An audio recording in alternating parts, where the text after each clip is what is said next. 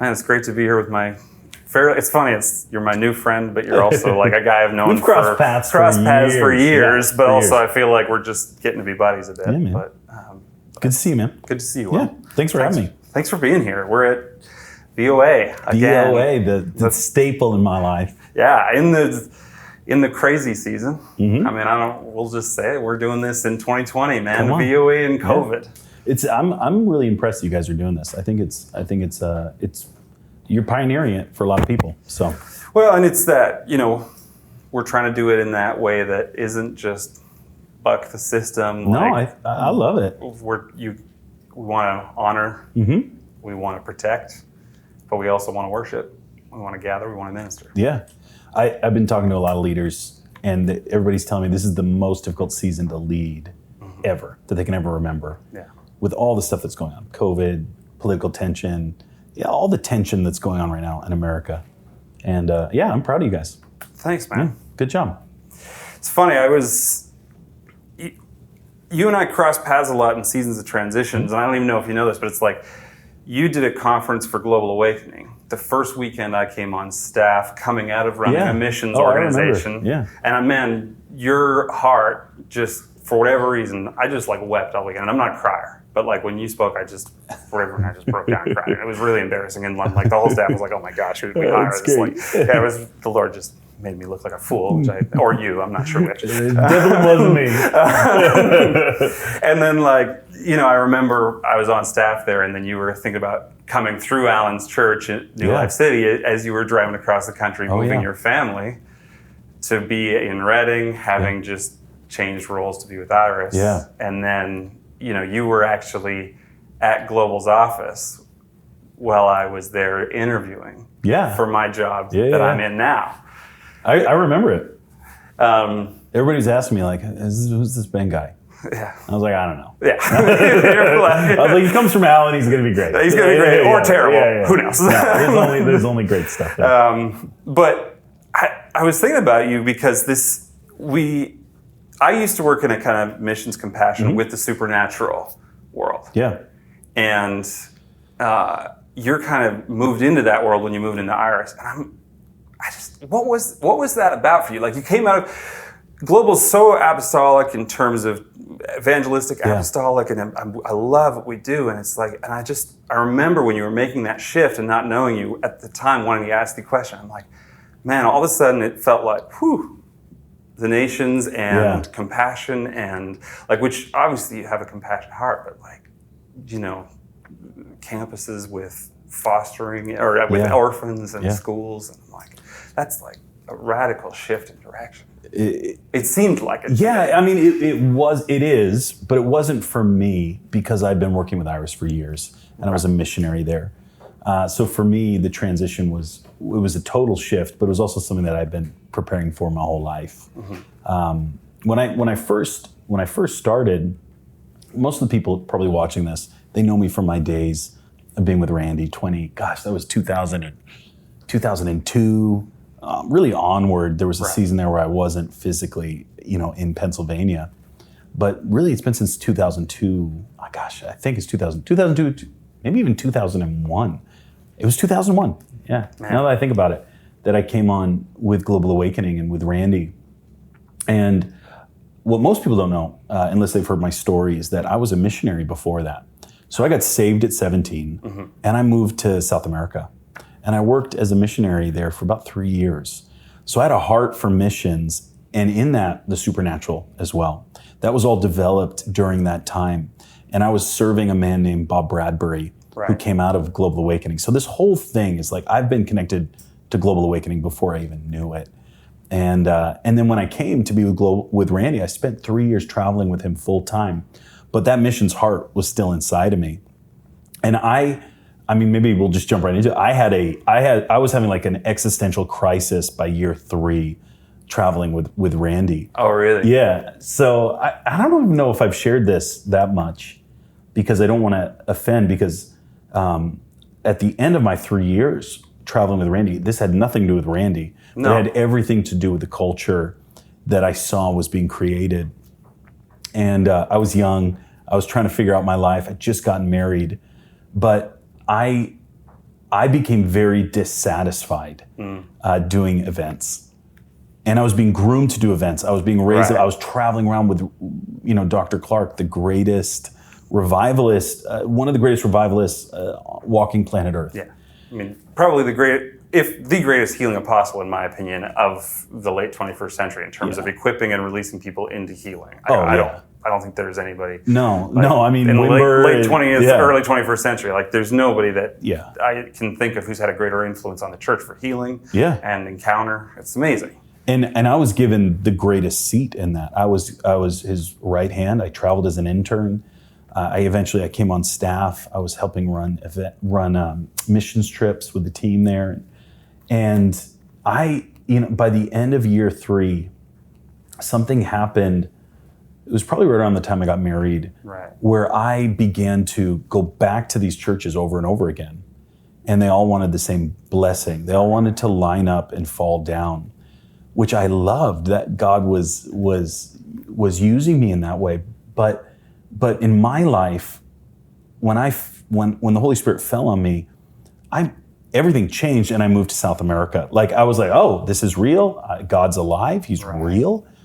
How can I hang on to this? And then going back to churches over and over again and seeing people line up, get the same touch that I received, but then they would just get in line again, the next day or the next conference.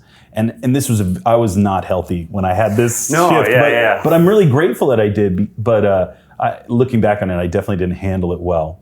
But I think the core of that struggle was, how do I take this impartation and pour out wholeheartedly? I can't do, if my heart isn't fully in it, I feel fake. Yeah.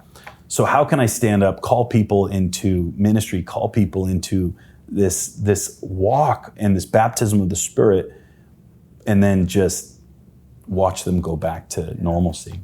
Well, I get some of that. I mean, I remember Krista Smith sharing recently. I don't know if you know Sean and Krista, but anyway, I don't want to steal her stuff, but she talked about Moses. Oh, Sean and Krista. Of course, yes. And but she talked about Moses, and like in his youth, the thing that he was supposed to be was just a little, in his immaturity, right? His call for justice for his people in his youth causes him to do it the wrong way. Right. And I get that. I remember, I was in 94, I was around Randy in Toronto. I was just such a blessing. My dad was a pastor down the road.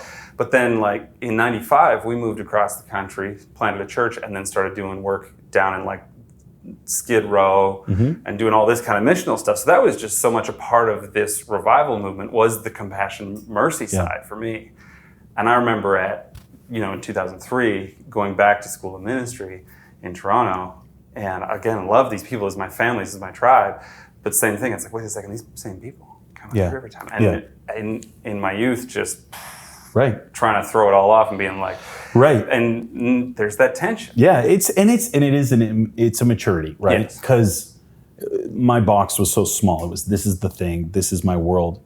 But I'll never forget, it was about, I'll tell you the exact moment that everything shifted in my life. Was I was doing a church somewhere in Pennsylvania, and they were so excited to have me on it. And I went out to this church, and I was preaching, and I just got up. It was day 1 of 3 days or 3 nights at this church. And I remember preaching, and I felt the Holy Spirit walk out of the building. I'd never felt that before. Haven't felt that since. I felt the Holy Spirit leave, and I handled it wrong, right? I actually just took the mic, passed it off to somebody else, and I sat down on the front. I would never do that now. But it was at that moment I said, I don't want to just do meetings. Like, I'm not satisfied just doing meetings. I have to see this amongst the poor, the sick, the needy, and the broken as well. Right. And it's the gospel. It's the fullness of the gospel. And so my wife and I, we just newly married. We made a decision to go to Mozambique. And it all kind of fell together. I was in Mozambique leading a trip for Global Awakening. And Heidi reached out to me and she said, hey, come. And I was traveling with Randy full time, and I didn't want to hurt Randy. I didn't want to leave. And she said, if it's something that you and your wife want to do, I'll do it. And Heidi wrote Randy a letter. And Randy, even to this day, says the only time Heidi's ever asked him for something. Wow. And she wrote a letter saying, I want you to release Will and Musi, that's my wife, to go to Mozambique. And we did, and we helped pioneer the Pemba location up in northern Mozambique. So we did 3 years there before the Lord called us out. But it was Paraguay, and then the itinerant, Global Awakening with Randy, then back to missions. And I'll never forget the end of the third year, the third year being in Pemba. We had 2 kiddos, and the Lord spoke to me. I was actually in Brazil. I had just left to do, I think it was YPI. Right. And because I was still staying connected. Yeah, of course. Love Global Awakening. And I was on YPI, and I was getting ready to go to a service, and the Lord audibly spoke to me. It's one of the few times. And he said, I want you to move out of Mozambique. And I was there for life. 2 kids born on the field. We were there. I was working on citizenship, and I heard the Lord say, I want you to move back to America. I want you to build a foundation for your family, foundation for your ministry, and family, foundation for your children, foundation for your ministry, and I want you to build a house. He said those 4 things to me. Mm-hmm. And we moved back to the States and began to die. And die in every aspect, emotionally, physically, mentally. Marriage was so tough. And we just struggled for a year in Wilkesboro, North Carolina. We went to the middle of nowhere. Wow. And a lot of things began to fall apart in my life during that year process. There was a scandal in the charismatic movement at that point. And I think you know what I'm talking about. Yeah. And all of a sudden, nobody wanted young, kind of fiery evangelists to come and preach. Yeah. And so I lost a whole year's worth of events. And so I actually went to go work at Lowe's at that point, selling lawnmowers in Wilkesboro, North Carolina. We were a week away from moving our family into a single wide trailer. It was just this emotional roller coaster. And it was at that point that Randy called me back. And he said, I want you to come and travel and come back as an associate. And he had hurt his back. Right. So I ended up moving back into Pennsylvania, where I did the next 8 years. But it wasn't until I got back, right? So Paraguay, Global Awakening, lost my heart and passion for it.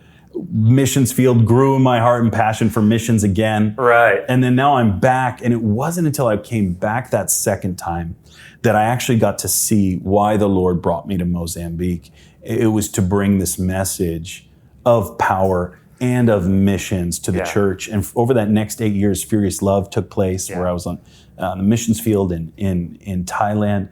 And that's when I saw things begin to kick into place, where the Lord gave me a platform to begin to bring those 2 things that I saw very separately, like the church, Power Encounter, and into missions, which is what I feel like I'm called to. Why do you think we too often separate those things? Like I used to work with a different organization, not Irish, not global, that was similar though, did similar things at a smaller scale, but it's like, man, we saw so much fruit when we would just go in with water filters, when we would go in and I don't, not just with water filters, but my point is like go in and invest in the community. Start maybe with, we can clean up their water and work with their kids and their mamas and just love these people and spend and just see a community transformed both spiritually and physically. But not just focus on where's the church just gotten into? We just got to plant some churches and train some pastors without ever thinking about we've got to invest in these people's lives. You know what I mean? Why have we gotten so disconnected so often? Do you think? I don't.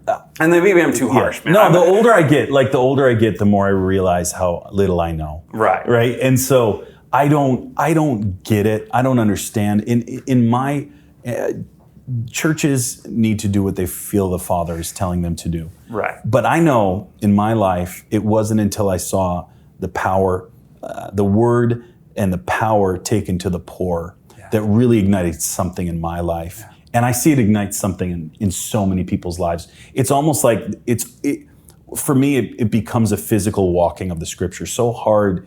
We get a lot of we understand the word, but it isn't until you get around the poor, the sick, the needy, and the broken, that those pieces that you have been reading in the word actually come to life in a way that you've never seen before. So it unlocks something in the hearts of those who've just been around church. They actually get to see it. And that's why I think when people go on missions or when people get out of their nation, it unlocks something in their heart. You always hear stories like, oh, when I went on the field, it was like I was so close to Jesus. I saw this amazing stuff. Yeah. And it really becomes a pivotal changing point. It, just like a time of impartation or a time when they get baptized in the Holy Spirit, it becomes one of those highlights of their testimony. And my joy is to see people not just have that as a highlight, but actually go and do that for the rest of their lives. And that's the huge piece. So you guys are training up missionaries full time, and you're managing to equip them. Now, how much are you guys now equipping missionaries from developing nations to go to other developing nations? How much is that happening? Yeah, it's happening a lot. We run schools all over the world. We have different places that run schools, and we have Harvest School, which is kind of our main school. We just started an online kind of missions training, and in that one, in our last one, I think we had something like 35 different nations. But where I'm seeing that the most is actually right now in Brazil, and I wouldn't call Brazil a developing nation, but it has changed a lot. Yeah. And so right now we have entire bases that are actually just run by Brazilians in Africa. I'm seeing that a lot. God, I think for so long, so much of the gospel was coming out of the U.S. or coming out of Europe. Yeah. But there's a massive growth because this harvest cannot come just from westernized cultures. It has to come from every tribe, every tongue. And some of the best missionaries are the internationals. They're the ones that have lived amongst the poor. This is something that God is doing. I just was in a conversation with a buddy of mine that is sending missionaries from China to first world nations. Yeah. And they're seeing so much fruit. God is on the move. And he will do whatever it takes to put people in place where they're to lay their lives down and reach the poor, the sick, the needy, and the broken. Yeah, I've got friends who are going from like the oppressed church in northern India, where I've got a buddy who oversees like a whole network of 860,000 people just exploding in house churches, pastors being murdered, just crazy stuff. And they're going all over the world now to just as missionaries from India and it's like, I think it's only a matter of time, honestly, before we see things start to turn around. Yeah. It's like, I think of that guy, I'm like, I think I need to start bringing him in here because there's things we can start to learn. It's happening. February before COVID hit, I was at the Send in Brazil.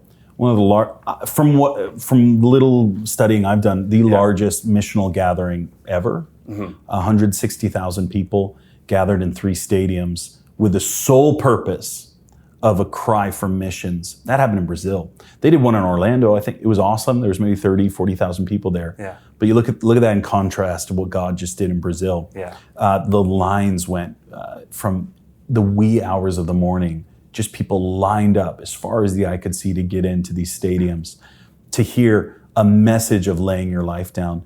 God is on this. This is not, it's not a revival. Right. It is not a season. This is something that is on the heart of the Father, and he's doing whatever it takes to grab a hold of the hearts that are willing to lay their lives down. You cannot, I love America. I love this. Don't catch my heart in this.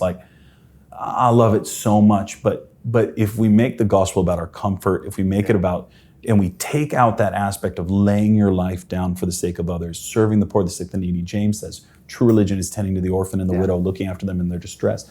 That doesn't mean you have to go international, but there is such an aspect of that. Oh no, there's so much of it right in your neighborhood. There's so much of it. It doesn't have to be international. The reality is, it can be the refugee, it can be the single mother, it can be the poor. I mean, man, there's so much brokenness. Yeah. It looks like a lot of different things, but there's a lot of people who are very broken in our own nation.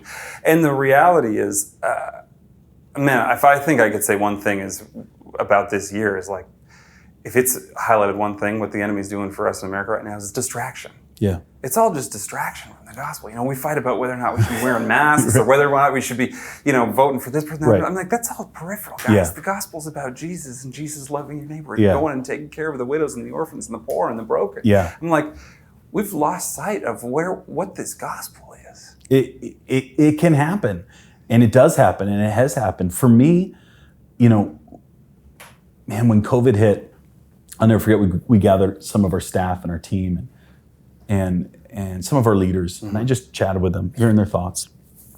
And I said, what are we going to do? How are we going to respond? And they were like, absolutely nothing. Like, we're not going to do anything different. Nothing changed. Right. Do you know what I'm saying? Yeah. Like, the reality is COVID was the least of our worries. In fact, it caused us to calm down on all the extra stuff and focus on what God was doing around the globe. But in Iris, just myself personally, I went through 2 cholera outbreaks in Mozambique. Right. Where, cholera, I've witnessed a lot of stuff. Watching people die from cholera was crazy. And the heart cry that we're going after is the people that will run into those situations, not run out. I've been through famines. Mm-hmm. We've been through food shortages. Right. We've been through no medical help around. Like, this is something that our tribe, and I watched them respond. They didn't miss a beat. They just plowed right forward. And one of the things that I would love anybody that's watching this to grab a hold of is, remember that moment when supermarkets were low on stuff and you guys were out scrambling, buying beans and rice. You don't even eat rice and beans. And Just so right, man. Grabbing cans of Dinty Moore, and going through toilet paper, this thing is, everybody's saying it's going to hit our respiration, our lungs, and so let's stock up on toilet paper. I didn't understand that one. I'm like, but okay. You got to have that TP. You got to have that TP. But that sense, that feeling that you had of, is my family going to get sick? That's right. Are we going to be able to feed, am I going to be able to feed my children? Yeah. Most of the world lives with that daily. All the time. Daily. Yeah. They wake up living day to day, not knowing what is going to come next. And even for the Western church, man, I'm grateful that we can experience that, not to stock up or dwell on it, but so that maybe your heart can be broken for those who live in that daily. There's a reality of we've lost sense of the fragility of things. Mm-hmm. We've become too, when you spend time, I spent a lot of time in Uganda. Mm-hmm. I spent a lot of time in India. I spent a lot of time in Uganda. And I've spent time in the villages, and I'm sitting with the mothers who've held their babies for a day after she died, and sitting with the moms who are like, I don't think all of my children are going to survive, but I'm going to try. Yeah. And life is so fragile. Yeah. And they're so desperate. Mm-hmm. And they're fighting tooth and nail. Yeah. And life is so not fragile for us that I think if this can recenter us at all, and I'm not, listen, disease is not from God, but I'm like, if we can find something good out of it, it's like, wait a second, things can change like that, and be taken like that, and we have to be dependent on Jesus. You have to, what is it? The Bible says, do not worry about what you will eat, what you will drink, what your clothes are. Did I not clothe Solomon in all of his splendor? Like that is equally as true as go and lay hands on the sick. Like, these are principles that Jesus taught because he was calling a body of people to go and be the hands and feet of Jesus everywhere they went. He said, don't take a purse. And I was at Luke 10. Do not take a purse.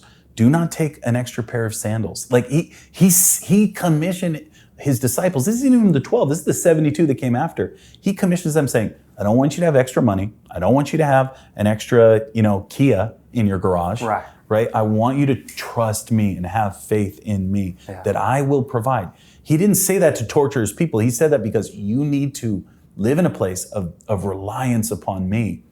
And listen, don't get me wrong. I love all of the cushions that I have in life. I love it. I'm so grateful for high-speed internet and my awesome F-150. Like, I love those things. But if you take them away, it's not going to shake my faith at all. No. I've lived in poverty. not just on a mission field, like even in my own life, Yeah. I sold lawnmowers Yeah. at Lowe's, Yeah. for $5 something an hour after get it. taxes. My joy was just as strong in that as it was where I'm at now. And when you see that shaking come and you see that fear, that it is an opportunity for you to go, okay, what have I missed? What have I skipped over? And that's why I think even now I'm seeing a ton of people looking for, like, okay, how do I do missions? I've lost something. How do I get the heart that I see in Iris? Yeah. I've seen a huge cry for that, because I think people got shaken, and I think he is in the shaking. Yes. He's not in the sickness. No, it's from the pit of hell. But he will take whatever he wants to and use it to shake the hearts. So it's on those who are being shaken to respond. Yeah, that's right. Yeah, that's right, man. I mean, and so we then, as leaders, and for you at Iris, it's an interesting, because you and I were talking before this interview about how events isn't a big part of what you do. No, but it's a part of what you guys do. It is. I mean, we love events. But I remember you guys did an event when I was an executive pastor, and we hosted you guys. And you shook up. You came in and did an event, and we packed 800 people. I mean, it's like, this is pre-COVID days. Now this is with Heidi, right? This is with Heidi and you, and at Alan Hawkins Church at New Life City, and we packed 800 people into a room that now I look at, I'm like, I could put 200 people in there with COVID. But I'm like, and man, there's a young man downstairs leading worship for our children's program that was in my youth program. I was his pastor, and I pastored him for years after that. You changed his life. You changed his life towards the things that you're talking about. Wow. Because you were able to impart to him some of what you're talking about. What was his name? Jaden. Okay. Jaden Rigo. And I took him last year, just before I started this interview process, to Uganda. And I watched him see his first blind eye open and just weep. And then I watched him give out water filters and just weep the next day. And he caught. And it's honestly, I have a picture of you and him, you praying for him on a stage, where you were able to do the things you're talking about through an event. Yeah, come on. Listen, I got touched at an event. I love events. And this is where I'm going with this, is how do we do it? Because I'm asking, so we're doing an interview here, but I'm also aware, I'm an events director who came into this, and now maybe we cut this part out, maybe we don't, but here's the reality. When I took this job, I struggled with I had to wrestle through my Toronto days of I love events. I got impacted by events. I went back to some encounters that I had with God. I look at the hardest days of my life, and it wasn't the Bible verses I'd memorized, although those things are important, that held me. It was those encounters with God that I had on the carpet where I was no, those were real. I know you. I know you're good, right? Yeah. And it's and yet I also struggled with, I don't want to just keep doing events. Yeah. I met with Randy, and I was my respect for him was already huge, and it went through the roof. Yeah. And then the Lord just went through the list with me of Heidi, and you, and Mike and Dean Van Hall, and the Billmans, and on. Dude, I know that tension. I live in that tension. But what he did is he was I encountered these people in these rooms. Right. Who's going to lead them into encounter? Yeah. And he's Ben, Paul was on the road to Damascus thinking he was absolutely right in persecuting the church. And then he flipped. Yeah. Because of an encounter with me. Yeah. And so it was just this thing of, okay, so I got to do this. Mm-hmm. You're calling me to do this, is what you're saying. So how do we lead people in an event setting into an encounter while giving the impartation of not just, okay, this is about an experience, keep experiencing, but this is something you got to give, you got to go. I say there's two things. Well, one thing, discipleship. Yeah. Real discipleship. And you can't do that in an event. No. But one of the things that I've learned a lot stepping into my role in Iris, and it was something that was done to me naturally. So I never processed it until I started seeing others that were processing it and vocalizing their experience. And that is 100%, it's discipleship. You cannot, Randy tells a story, so I'll use his language. Heidi told Randy that you're going around and impregnating people, and then you're creating bastardized children, right? And Randy started the school from that word. Yeah. And so things like that, where you take the encounter and then begin to disciple. But I would go a step further, and I think everybody that's watching, in one time of their life or another, they were discipled. Maybe it was by a church, maybe it was by that one-on-one relationship with someone. But we have to be intentional about discipleship, and to the point, real discipleship, right, where it's not all fun and games. Where Jesus turned to one of his disciples and he called him Satan. Yeah. Right? He did. Yeah. One of his closest friends, inner circle, right, the guy he had just said would, be a part of the rock that would build his church. Right. Yes. Right. And then he turned around and called him Satan. Crazy. Just recently, just an hour ago, I listened to a woman wholeheartedly, and my heart broke for her. She shared about how she was hurt by a church. And I just imagine, what if, Jesus called one of his disciples the enemy. Yeah. I've never heard a pastor, I've heard pastor say that, and he didn't respond in that way of being wounded. He took that and grew from it. Yeah. And I think that's the heart of discipleship, when you know that you have people that you want to run with, and they actually invest. You live in the light. You don't hide things. You invest in a community. It is not just the dessert. Right. And I think a lot of our movement is very self-centered. Yeah. And I want a blessing. I want another touch. I want another word. And I'm not knocking that. I want more blessing. I want more words. But what is it unto? Is it unto yourself? Or is it unto the nations, or the lost, the poor, the sick, the needy, and the broken? Yeah. And that's where the disconnect is in some of this. And I don't know people's hearts.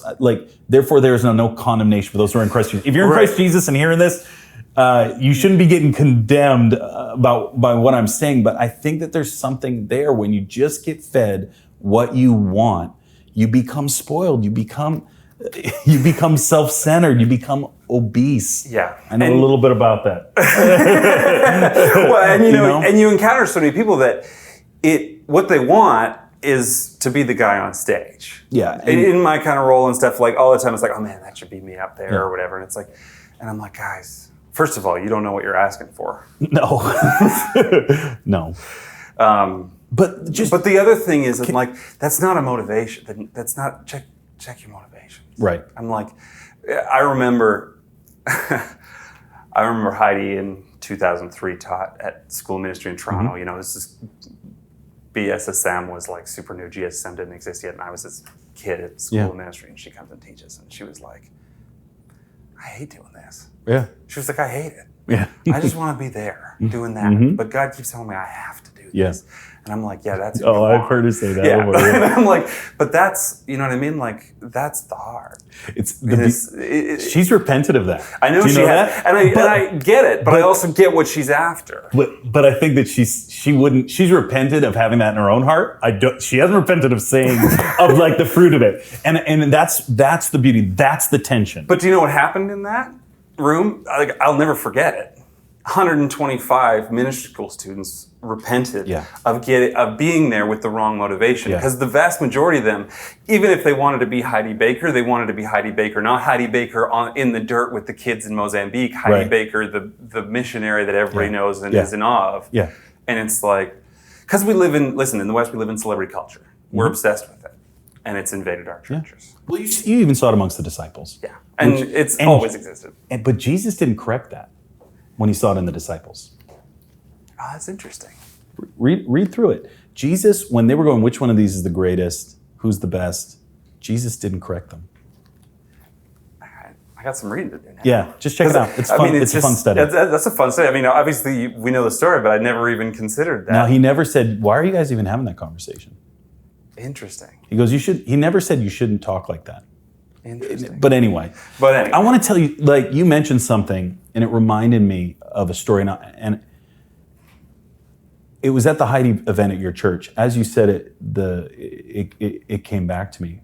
There was also, the reason why I asked you what was the name of that boy is because there was a young man that was there at that event, and I prayed for him before I left. He said, "Will, I'm going on the missions field." You might know who I'm talking about. And on the field, I think it was a year or two later, Yeah. he passed away. He did. He had an accident. And I think that is the tension, right? You have people that know that it could happen. You have people that know that this could cost me everything.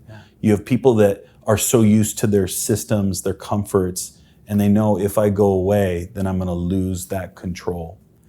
And, I know maybe this story isn't the most accurate because I have a lot of other stories that could probably narrate this principle a little bit better. But at that same event, there was one, and I wept.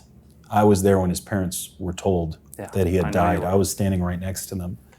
And I wept even in that tension in my own heart of like, man, I told him to go. Like he was already going. He was just wanting a blessing. Like I know that, but I told him to go. Yeah. And it is when you face that as a leader, because I'm telling people to go. We've lost people. We have people that have been beaten. We have people that have been stabbed. We have people that have, that tension is there. And I know that a lot of the church, we don't want to face that reality, but it is the reality that Jesus called us into. And it's scary. Yeah. My prayer is that no one is ever guilted into that. And a lot of people have been. Yeah. But that they hear the voice of their Father. Jesus said this, if you love me, you will obey what I command. And it is a beautiful conversation of Jesus saying, if you love me. So that is in response to people going, I love you, Jesus. Yeah. It was, well, okay, if you love me, then you'll obey me. And that obedience is very scary. But in that obedience, a little bit further on, he says, and I will show myself to you. Obedience brings a revelation where he shows himself. And I would rather give my life for something where I get to see him, not just at a conference, not just in an event where I have my encounter, but I get to see him. I am blown away.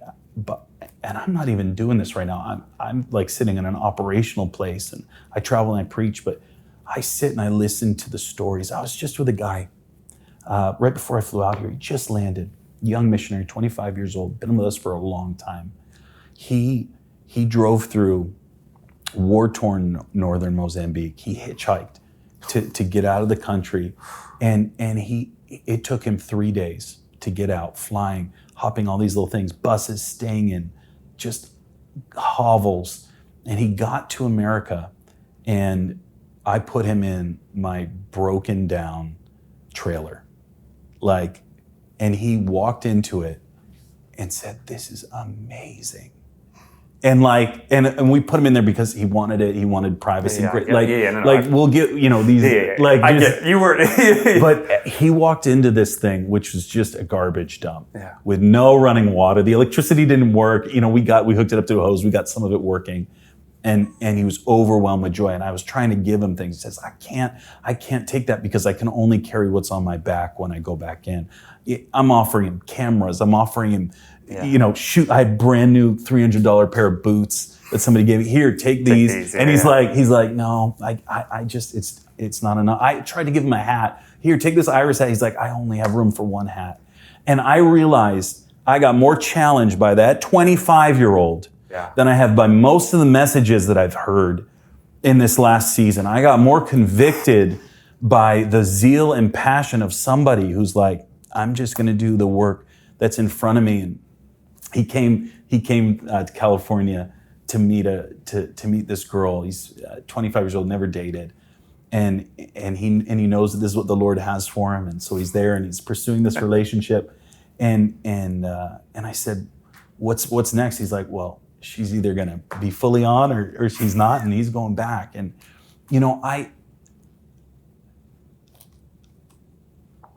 everybody's called to their own thing. Yeah. But I would just ask the question, why do those stories spark so much tension in people's hearts? It's because, and I think this is the beauty of Heidi and why she speaks to the entire movement, because Heidi she's the real deal, man. She's in northern Mozambique.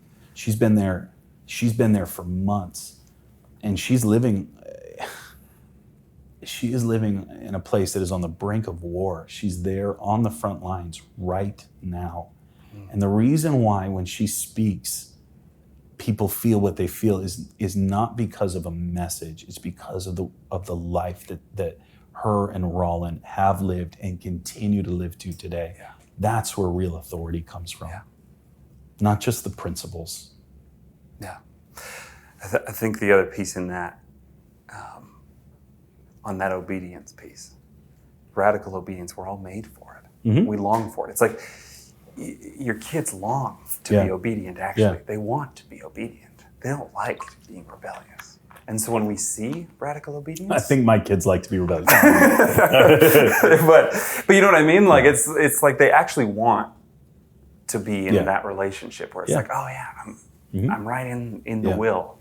Come on. And it's like, we long for radical obedience. So when we see it, we're like, we know it's right. Yeah. Can I just say something really quick? Yeah. You've said it about 3 or 4 times. Radical obedience. I don't know if I agree with that term. All right. Do it, man. Tell me. You're I mean, I you know what? I think you're right. I don't know. As you said it, I'm like, yeah, why do I say that term? It's something that it's just obedience. I thought about it, I think last week. I was reading through obedience. And in obedience, whether it's in the small or it's in the large, it is the same. It's just obedience. If you love me, you will obey what I command. And if that is giving your life, awesome. If that's stopping for a person and giving them a word of knowledge, it is equal. Yeah. It is equal. So maybe I'll say it this way. We're made for sold out obedience, total obedience. We're made to be obedient. We're made to. Jesus said this, I can only do what I see the Father doing. That's what we are called to do. That's what we're made to do. What is he doing? What is he saying over you? And what's he saying over you is the other piece I wanted to touch on, because I think sometimes people get caught on the like, oh, I got to go now to Mozambique and backpack through Mozambique. No, it's dangerous. Like, no, don't do that. Don't do that. No. That's got to be the call on God for your life. It's like, you need to hear what's God saying to you? What's the call for you? I was talking with a guy recently. I'm like, well, you shouldn't do that. I mean, he was like, man, every time I try and do this, I'm terrible at it and it stresses me out. I'm like, well, why are you trying to do that? Yeah, they're probably doing it because they felt guilty. He's like, well, because I feel like I should be doing it. I'm like, yeah, but that's a bad reason. You're bad at it. And, no, it's so like, true. It's like, I can't tell you how many, I can't tell you how many guys that are so powerful leaders. They come to a meeting, they get touched by the Holy Spirit, and their first thing is, I need to leave everything and I need to go and serve on the missions field. And for some people, that's great. You need to do that. And I've watched people, they've become missionaries, they struggle through it. And finally, once they fizzle out or whatever, they go back and they do what's actually on their life, it explodes. I can't tell you how many itinerants, they're like, I'm called to be an itinerant. No, you're super gifted. And it's not until it falls apart that they go into business and it explodes, or they go and do the thing that God's put on their life. The missions is not the goal. Obedience to the Lord is the goal. Yeah. But all obedience leads to souls. Yeah. You know what I'm saying? Richard Holcomb. Do you know Richard? Yeah, I love Richard. Okay. Oh man, we got 2 minutes. Yeah. Keep Richard Holcomb. Broke. He is a businessman in Texas, an amazing man.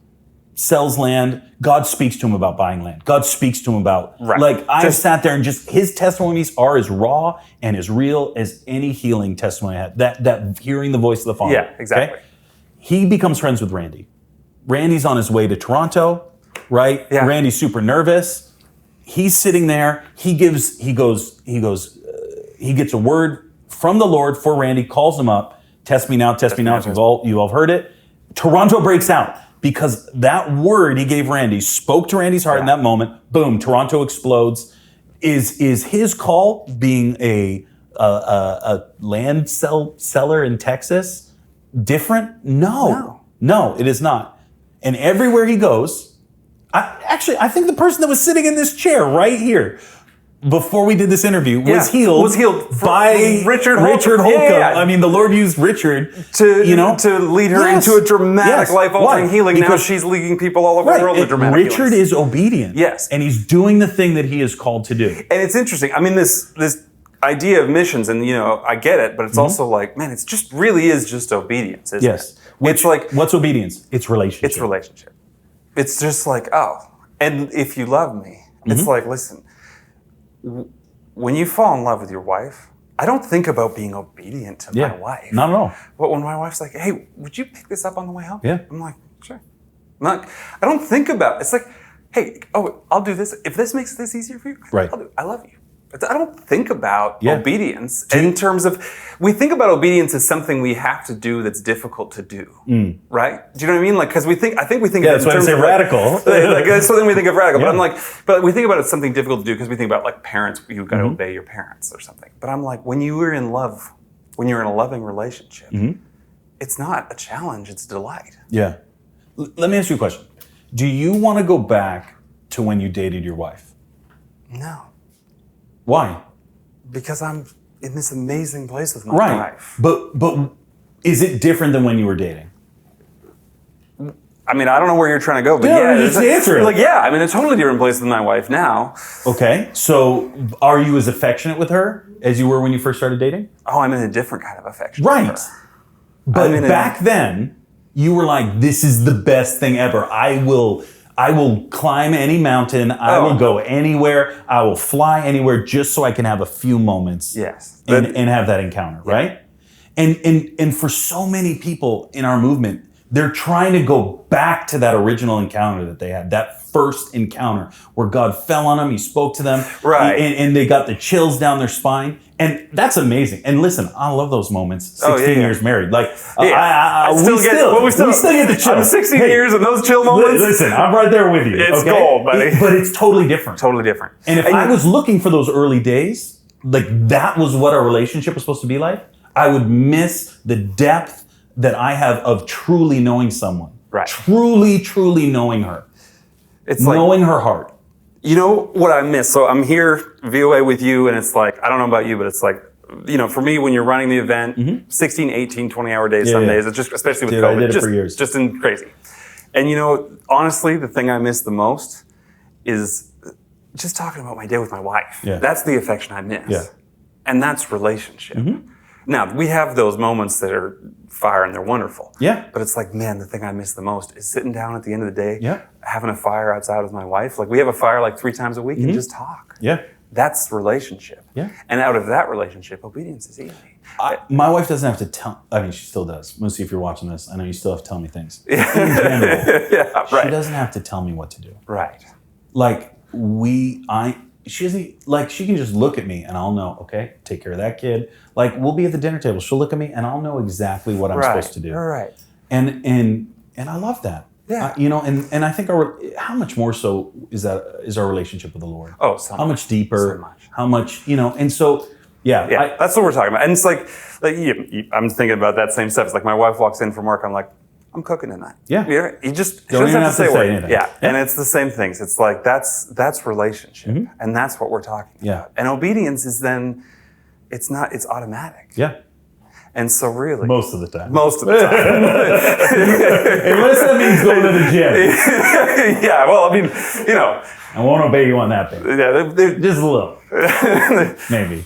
Stretching. There's still stretching seasons. But no, I hear you. Listen, I want to work with you more on this stuff because, you and I was telling you, my heart is, and I felt like the Lord challenged me right away. The first thing he told me he wanted me to do when he told me to take this job before, and I talked to Josh about it right away, was to bring in a missions event that is kind of a key event like a VOA, VOP that we do, but not around just to like, rah, rah, we're going to go. Yeah. Not like a trade show style, like look at all the missions organizations, but like capture God's heart for his people. Yeah.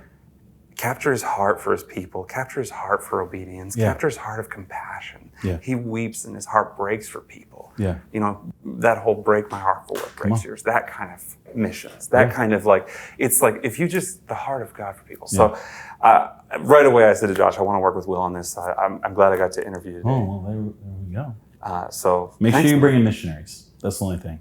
No, I was thinking I was just going to stack. You'd be surprised. No. There's so many people that are teaching missions that have never done missions. No, I'm really my starting lineup is honestly the Mike and the Dinas and the Heidis and the Will and Rachels and the people. I want people who are doing it on the front lines who have to tell. Like, what I want honestly to impart to people is the reality. of it, the heartbreak and the triumph. Yeah. Because what I remember from it, and and you've got a million stories like this, but man, I've seen so much success, but I've seen so much more failure.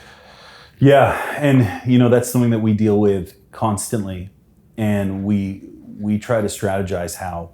We don't want to empower people into dysfunction. No. But at the same time, Jesus, he didn't control the ones that he sent out after he sent them out. It is a balance. And what we need to do is number one, the discipleship doesn't end just because you get launched. Yeah. Community is so important, and then maintaining your lamp. I had a missionary. Her name's Liz. We have a missionary, Iris. Her name's Liz. I was talking with her, and she said, "Will," I said, "What are the things that no one taught you that you wish you were taught before you went to the missions field?" And she said, "Will, one of the first things is to preach to myself." And I was like, "What do you mean?"